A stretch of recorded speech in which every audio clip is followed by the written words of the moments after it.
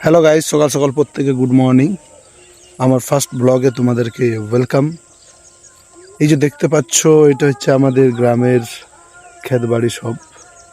আর এই যে আমি সকাল সকাল আমি তোমাদেরকে দেখাবো, এখানে আমাদের ক্ষেত রয়েছে। এই যে গরুগুলোকে নিয়ে এসেছি, গরুগুলো খেতে বেঁধে দিয়েছি। আর ওখানে ক্ষেত রয়েছে, ওখানে সবজি লাগানো আছে।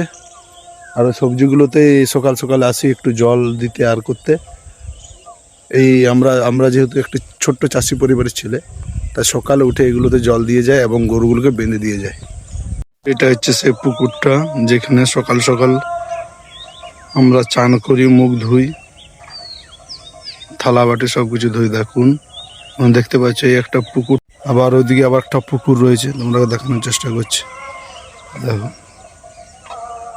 এদিকে পুরোটা হচ্ছে যেতে হবে ক্ষেতগুলোর দিকে।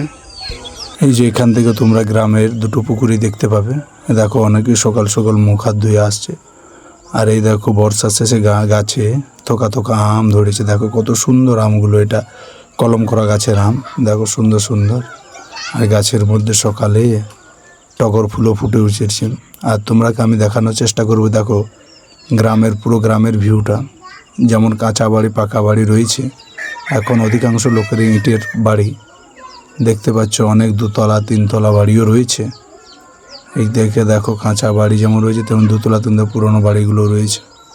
খুব সুন্দরভাবে তোমাদেরকে আমি দেখানোর চেষ্টা করছি। আর এই যে এখানে দেখো কাঁচা বাড়িও, কিন্তু টালির কাঁচা বাড়িও, যেটা গ্রাম বাংলার চিত্র, সেই সমস্ত কিছুই রয়েছে। ধন্যবাদ।